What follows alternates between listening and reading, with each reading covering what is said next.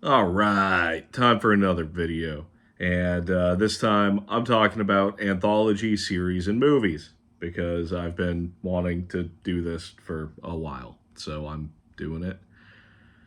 So, yeah, and I'm filming it day during the day. So it's weird. Different vibe.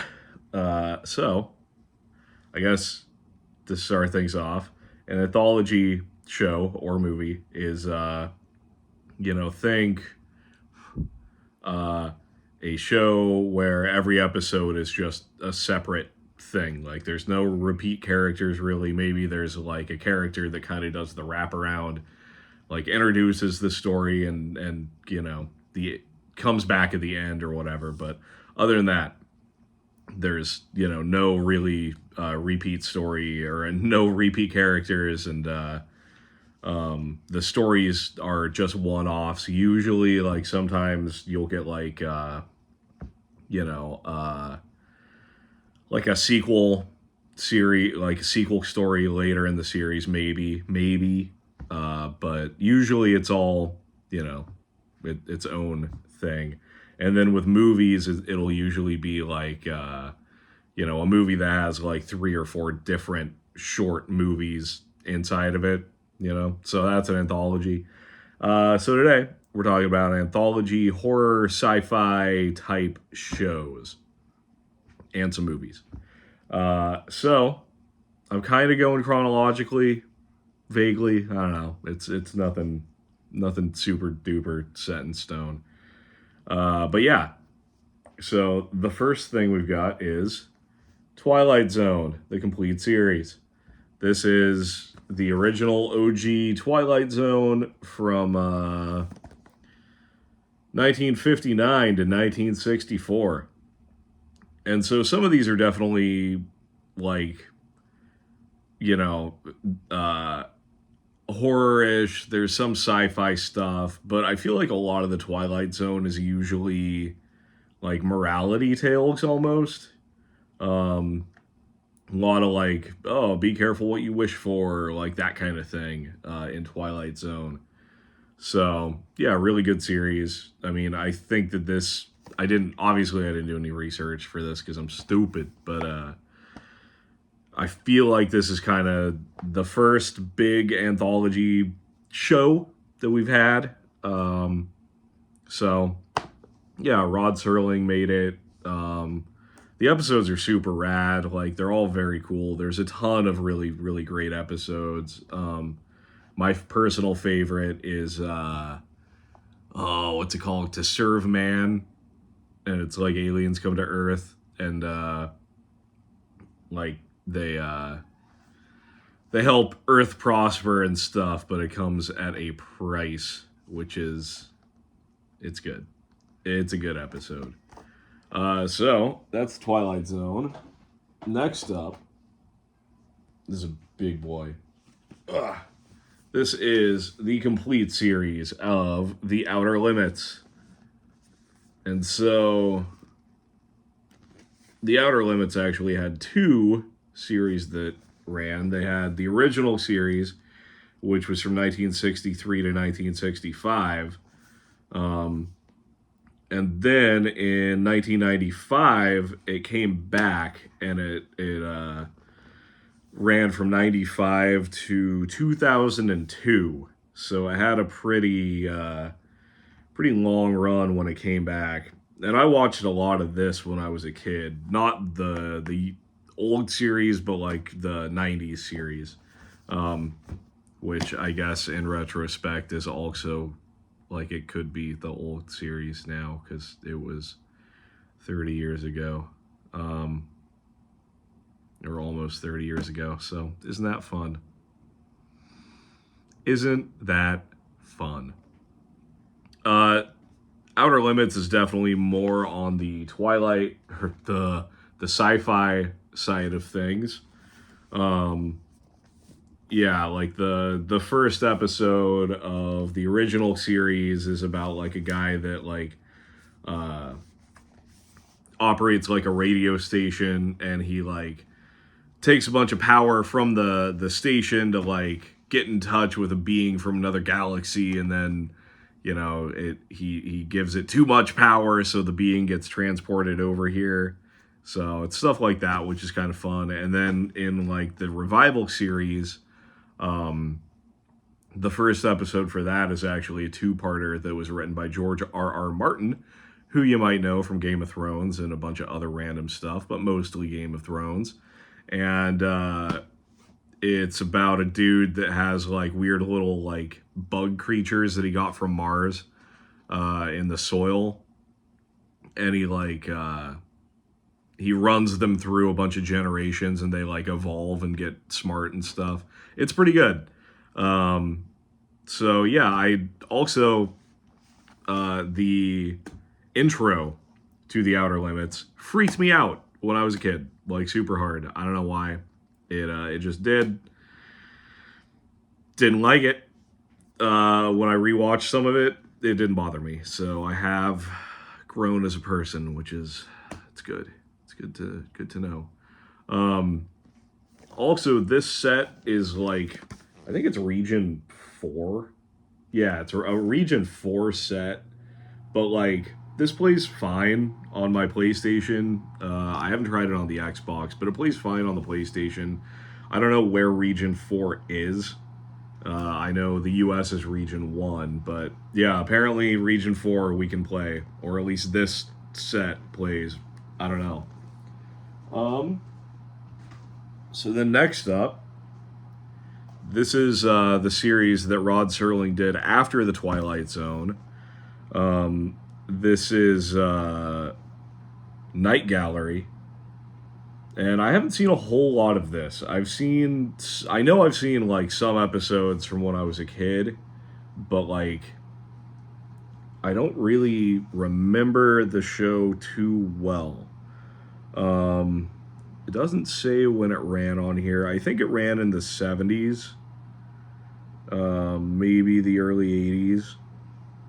But yeah, there's a lot of famous people in here. Sally Field is in an episode. Mickey Rooney, Steven Spielberg directs an episode. Like, yeah, this was definitely a like a stepping stone type show where it's like you would just see like people that would kind of blow up later, or they'd already be famous and they would just do an episode. But yeah, like Twilight Zone or Outer Limits, this was another anthology series. Obviously, this was a lot more like horror and occult oriented, I believe. So that's pretty dope. But yeah, I'm excited to check this out at some point. Then, next up, we have the first of a few revivals of the Twilight Zone. This is the 80s Twilight Zone. So this ran from 1985 to 1989. And it also has some kind of big name actors and stuff. Bruce Willis is in an episode. Helen Mirren, Morgan Freeman, and then like George R.R. Martin worked on this. Stephen King, Ray Bradbury, Wes Craven. Yeah, lots of people worked on this. Oh, there's I think Tom Skerritt right there. That's fun. But yeah, so they brought it back in the 80s because before this, they did a Twilight Zone movie, which I will get to. But yeah, then that movie was successful, so they decided to do a reboot. And so we got the 80s Twilight Zone, which ran for a pretty good amount of time, and it had a lot of episodes. I mean, this is a 13-disc set. So yeah, lots of stuff to go through in here, which is exciting. All right, then got one of my bootleg series, Freddy's Nightmares. So I got this at a horror convention. They've never released like a full series on DVD, as far as I know. So I just got the bootleg. So this takes place in Springwood, which is the name of the town from the Nightmare on Elm Street franchise. And Freddy Krueger is in each episode. Sometimes he kills the people too. But he's like the Crypt Keeper. He has like he does a lead into the episode, and then maybe he shows up again in the middle and then at the end. But really fun series. The first episode actually is awesome. It was directed by Toby Hooper, and it's like the tale of how Freddy Krueger got off on the technicality, which then led to him getting killed by the parents on Elm Street. So that's pretty neat. So it actually does kind of tie into the movies, besides just having Freddy Krueger. So yeah, definitely recommend finding it if you can. I know for a while it was streaming on Peacock, I think, and then also a lot of this stuff streams places. So the original Twilight Zone is streaming on, I think, Paramount Plus. The 80s Twilight Zone, I think, is on Peacock or Amazon. One of those. Or Paramount Plus, too, maybe. I know it's streaming somewhere. Outer Limits, I'm not sure. I know the 90s one was streaming on Amazon for a while. Night Gallery, I don't know. This was on Tubi at one point, I think. I don't know if it is anymore. Next up, we got another bootleg release that I have, which is Monsters. This was another 80s, like late 80s horror show. This was, I think it ran from like 87 to 89 or something. It was 3 seasons. And I really like this show. It's super goofy. Every episode is just a different horror tale with a different monster, which is fun. Like, I like all the special effects and practical effects and stuff that are in it. So, yeah, this has some pretty notable people. Linda Blair, Adrienne Barbeau, Steve Buscemi, Gina Gershon, Pam Grier, Debbie Harry, Ashley Lawrence, Meatloaf, Tom Noonan, John Saxon, David Spade, Tony Shalhoub, Tori Spelling, Jerry Stiller. So, yeah, definitely excited to check this one out as well. I've seen like probably the first 5 or 10 episodes, but I've never gotten past that. So I'm pumped to really dive into this now that I own it. And I know the first season of this is streaming on Tubi. I think it's only the first season, which is annoying, but I mean, hey, it's something. It's still a good chunk of episodes, and you can like kind of get a feel for the series. So before moving out of the 80s, hey guys, stop. Before moving out of the 80s, sorry. Another show that I have that I I took the discs out and put it in one of my DVD binders so it would be hard to track down is Tales from the Dark Side. That's another show that is an anthology horror show. It ran from like the mid 80s up till the kind of later 80s. And actually, I believe the producers and stuff from Tales from the Dark Side ended up going on to make Monsters. So Monsters is kind of the spiritual successor to Tales from the Dark Side. And Tales from the Dark Side was originally going to be a Creepshow TV show, but then whoever owned the rights were like, nah, we don't want you to use the name Creepshow. So they turned it into Tales from the Dark Side. So, fun. So next up is probably a series that everybody knows, I would hope. This show rules. It's got tons of famous people. And that is Tales from the Crypt. So, I mean, every episode almost has somebody that you recognize. And it's not always just the Crypt Keeper. I mean, right here on the back, I see Amanda Plummer. But yeah, Richard Donner, Walter Hill, Joel Silver, and Robert Zemeckis got together to make this show. I mean, it ran for multiple seasons, so this is season 1. I have the whole series, so here's season 2. And that's, Patricia Arquette and Demi Moore right there. Um, Bobcat Goldthwait's in this season. Yeah, season 2 is really good. Then we got season 3.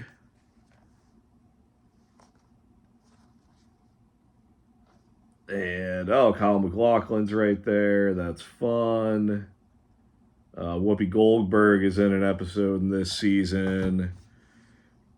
Then we got season 4. Timothy Dalton's in this one. Brad Pitt, Treat Williams. I see Zelda Rubinstein. That's fun. I've seen all these, but I don't remember what is in what season, honestly. Besides one episode from season 1. In season 1, there's a Christmas episode that I always know is from season 1 because it's a very early episode. It might be the first one. I don't know. What do we got? Steve Buscemi, Tracy Lords, Martin Sheen, Billy Zane. Let's see. Yeah, I see Ernie Hudson. I think I see somebody from Twin Peaks on there.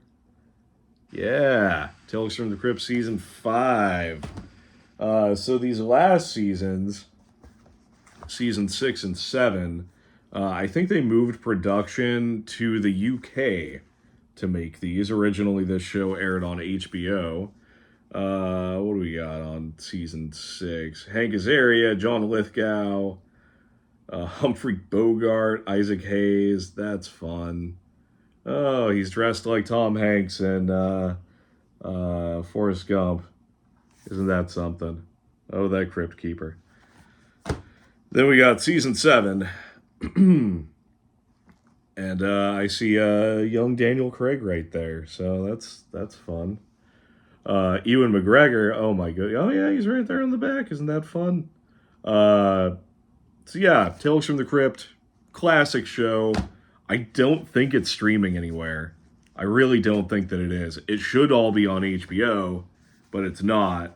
I don't know. I don't know if it's a rights issue or what, because I know they So there was a comic called Tales from the Crypt, which the show is based on, and the episodes didn't just pull from Tales from the Crypt. They also, the comic, they pulled from Haunt of Fear, Creepy, I think, and a few other shock suspense stories, I think.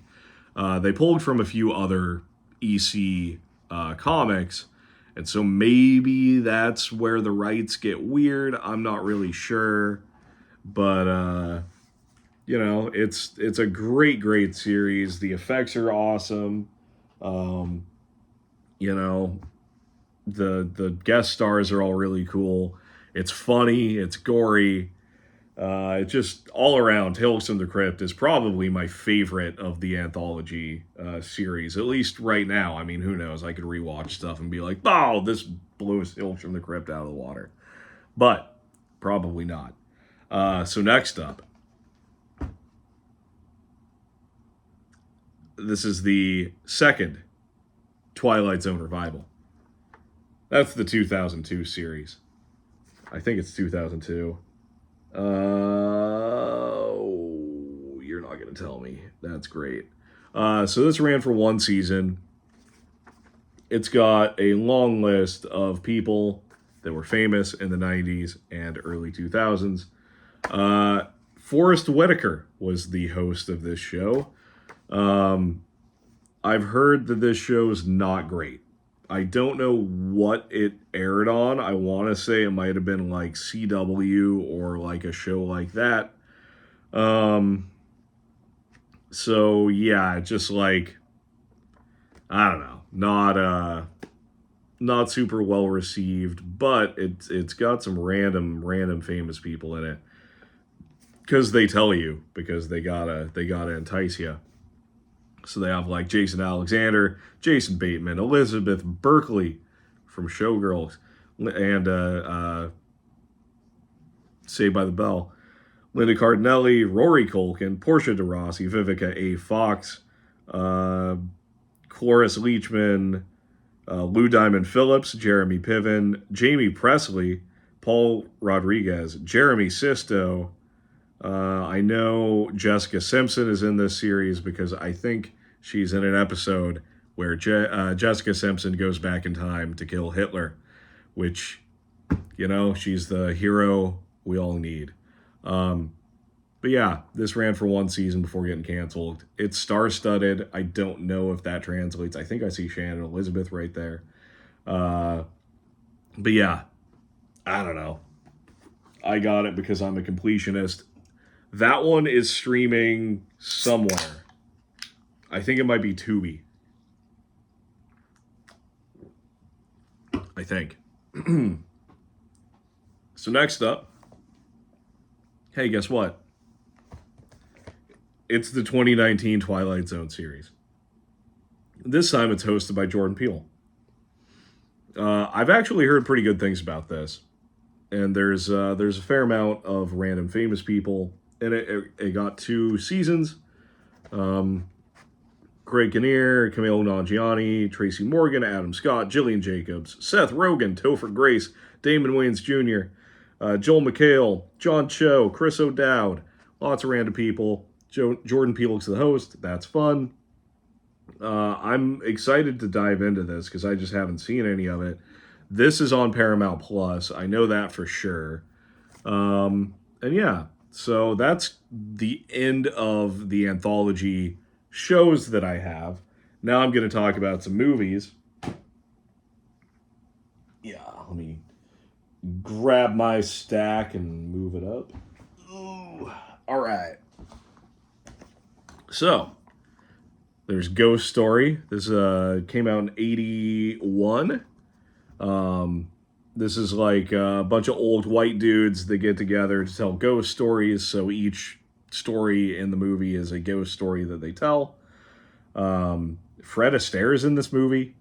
So, yeah, Ghost Story.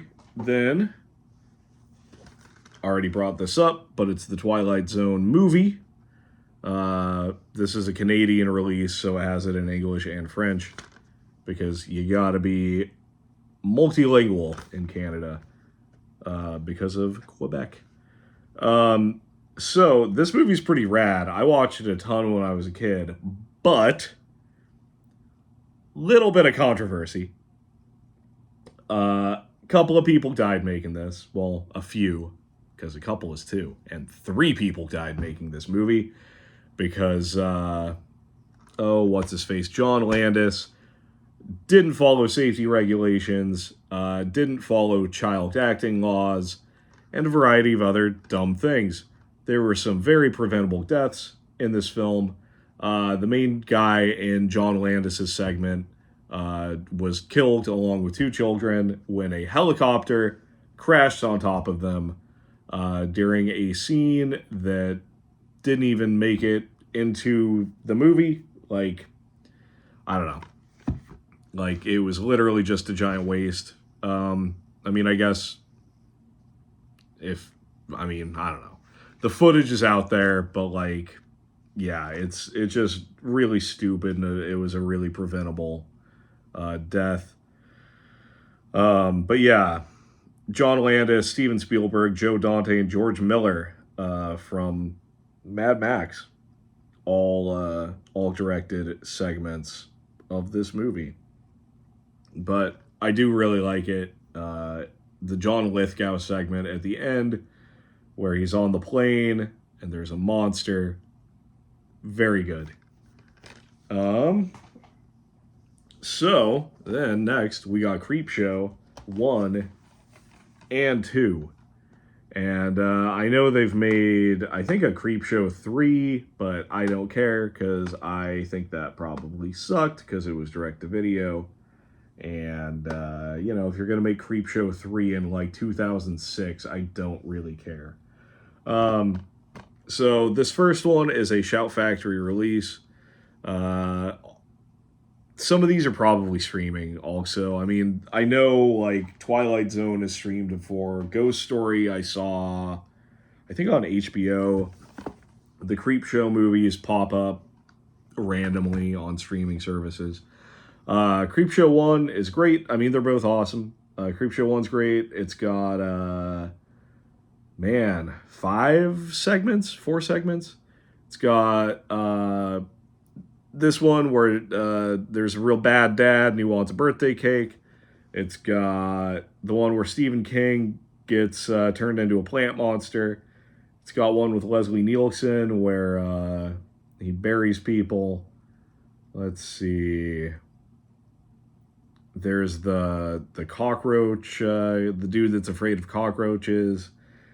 And then there's the dude that finds the crate under the stairs that has a monster in it. So yeah, I think there's 5, and the wraparound story. So highly recommend it. This movie rules. Yeah, like I said, lots of famous people. George Romero directed it. Stephen King and him wrote it. So it's pretty like awesome. Like I said, this was going to turn into like a TV series, but then that didn't happen, so that turned into Tales from the Dark Side. So then Creepshow 2. This is the Arrow release of this. It's got less stories. Hey guys, stop. It's got one about a wooden statue that comes to life. There's a really great one called The Raft, where there's like a sentient oil slick thing that traps some teenagers on a raft in the middle of a lake. And then there is a hitchhiker, and then there's the wraparound story. So not as many stories in this one, but regardless, I love Creepshow 2 as much as I love Creepshow 1. It's rad. So yeah, then we got Tales from the Dark Side, the movie, not to be confused with the show. This is another Scream Factory release. This has Debbie Harry, Julianne Moore, Christian Slater, Steve Buscemi, James Remar from The Warriors and Dexter. Yeah, lots of stuff. I think that each story is written by other people. There's like 3 or 4 different tales in this. There's like a mummy. There's an evil cat that like climbs inside people, which is funny. There's a gargoyle one. I don't know. That might be it. But this movie's rad. I watched this a lot when I was a kid too. So yeah, Tales from the Dark Side. It's definitely been streaming on stuff. It was on Shudder, I think, for a while. I don't know anymore. Next up, we got Body Bags. This is a John Carpenter movie. It's got there's another Scream Factory release. Mark Hamill's in this movie. He's the main person that comes to mind. Oh, David Naughton, Debbie Harry again. She shows up all over the place in these anthology movies. That's fun. Yeah, so this is another one. I think there's 2 or 3. I think it's 3 tales in this. John Carpenter and Tobe Hooper made it, which is cool. So, yeah. So next up is a movie that, I don't know why, but going into the rewatch, I thought this was like going to be a lot funnier than it was. And I don't know where my wires got crossed along the way, but this movie's not really that funny. And that's Tales from the Hood. This is another Scream Factory release. This movie's awesome, but it's not funny. There's like little bits of humor here and there, but it's not like a funny movie. It's not like a kind of tongue-in-cheek horror movie like Creepshow is. This deals with issues that are still going, and this movie came out in 1995, so isn't that fun? Always gotta love it when society just doesn't advance. David Alan Grier is in this as a really serious, brutal role. Corbin Burnson from the, I think think he's in the Dentist movies. He's in it. Clarence Williams III is kind of the part of the wraparound story. Yeah, this movie's really, really good. But yeah, definitely not fun. Well, it's fun, but not funny. It's not like, a Tales from the Crypt episode or anything. But yeah, I know this is streamed, I think it was on HBO. I think.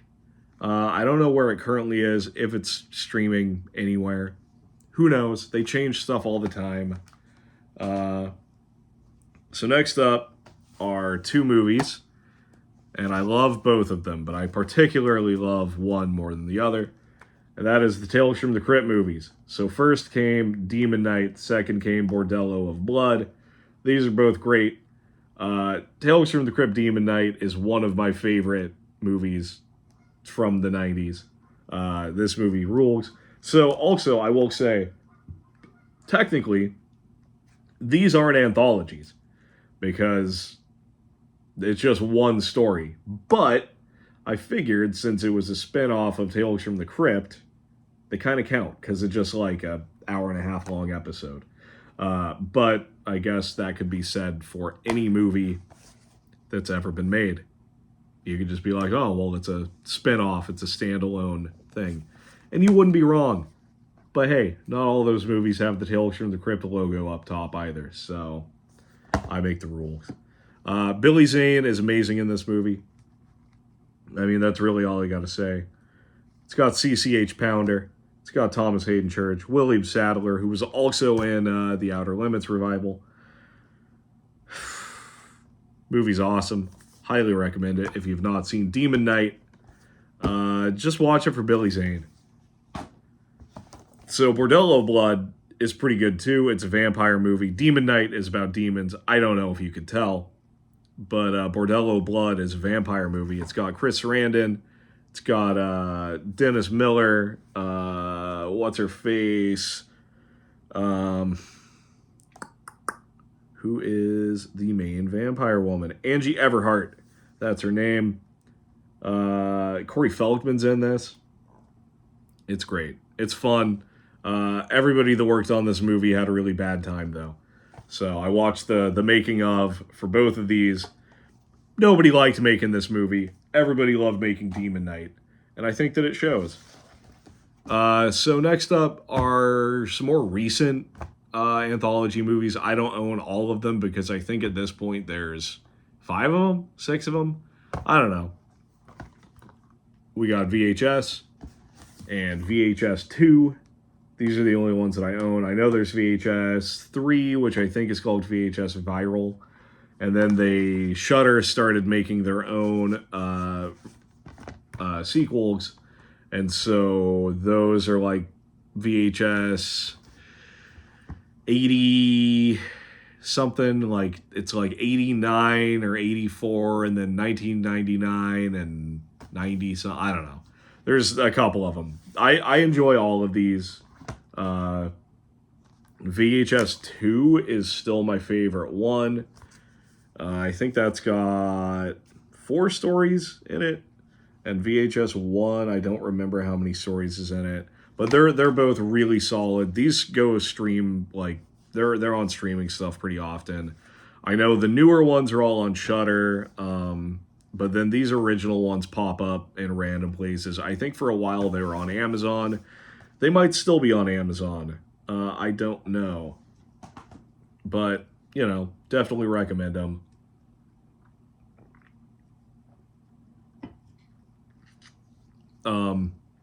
The second one in particular has a segment that's directed by the same dude that did Hobo with a Shotgun, where some kids get abducted by aliens, which is pretty fun.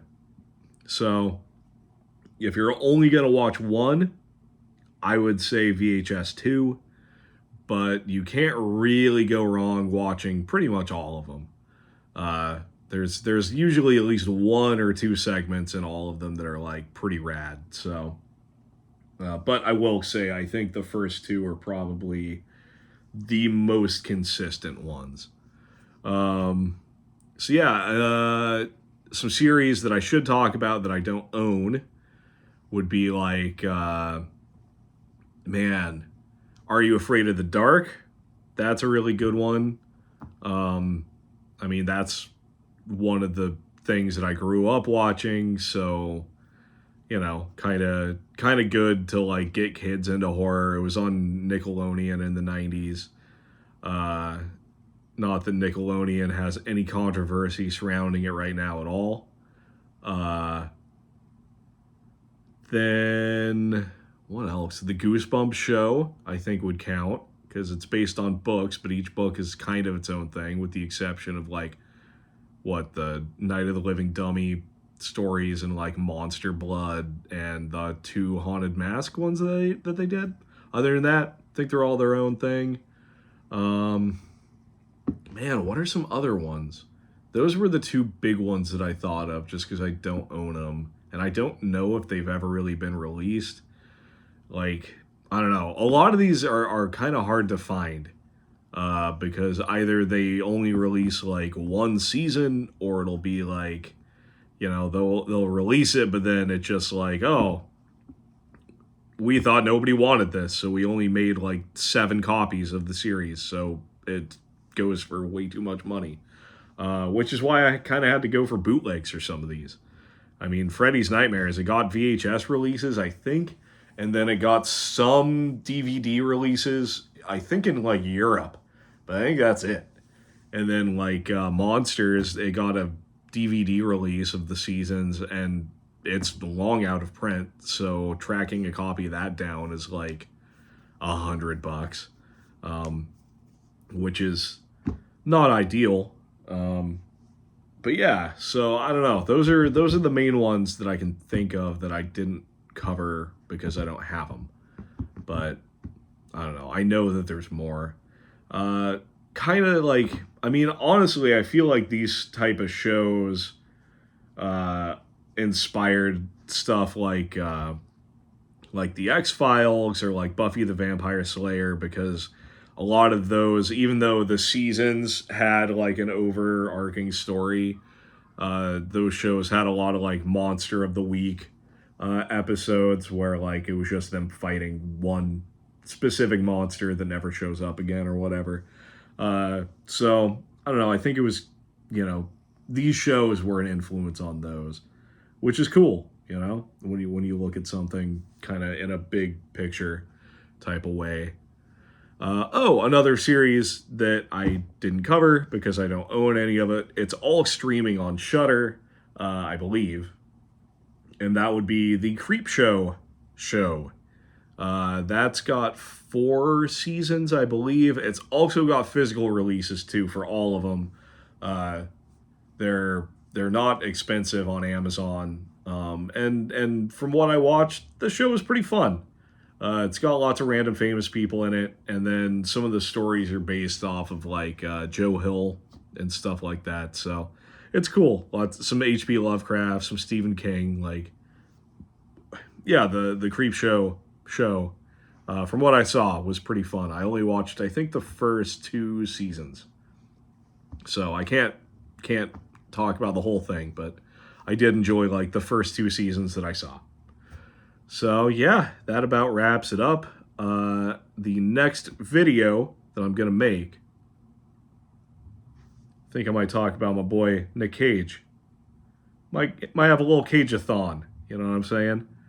So we'll see, because his new movie Dream Scenario just came out on Blu-ray, so I could pick that up and then go through my Nick Cage collection, because I have a pretty significant Nick Cage collection, because it's hilarious, and because Nick Cage is unironically, in my opinion, a good actor, because even though he'll take any role, he always brings 100% to it. I've never seen a Nick Cage performance where I'm like, oh, that dude phoned it in.